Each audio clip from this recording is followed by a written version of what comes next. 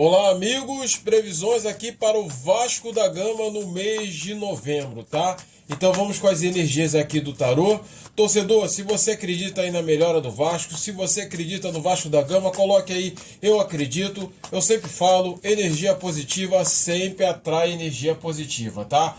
Vou falar aqui aspecto positivo, aspecto negativo e vou fazer aqui um resumo, tá? Então vamos lá. Primeira carta, segunda carta e terceira carta. Vamos agora com os arcanos menores que vão auxiliar a gente aqui na nossa leitura. Se você é novo aqui no canal, seja bem-vindo à Casa do Tarô. Aqui é energia alta, aqui é energia potente e aqui a gente acredita no melhor da vida que é viver. Vamos lá. Primeira carta, segunda carta, terceira carta, tá?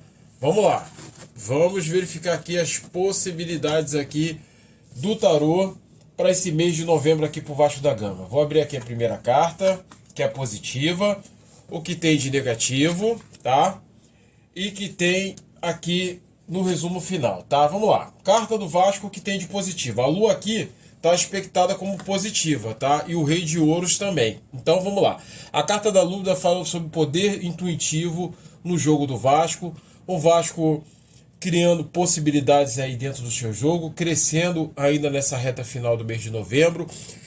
Rei de Ouros fala aí sobre valores, podendo ter jogadores se destacando, podendo o Vasco ter uma boa surpresa nesse mês de novembro, tá? O aspecto negativo é que o Vasco precisa ter alguns cuidados, tá? Então o Vasco pode ter problemas aí de repente aí com a arbitragem, porque a carta 7 costuma ser uma carta que fala aí sobre problema de arbitragem, com contratempos, às vezes são problemas externos que atrapalham o Vasco da Gama, tá? E a carta do louco fala para o Vasco tratar isso da melhor forma possível, tentar contornar isso possível, que às vezes algumas coisas dá para se fazer, tá?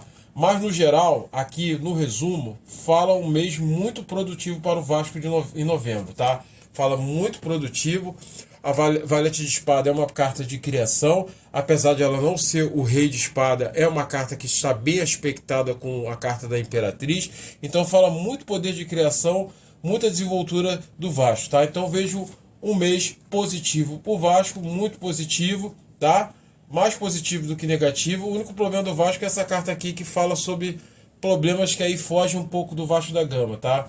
Então o Vasco vai ter que ter muito cuidado para tratar esses problemas e poder aí fazer o seu jogo, tá? Mas vejo um mês muito positivo aqui para novembro, atendendo aqui alguns torcedores. Agradeço demais.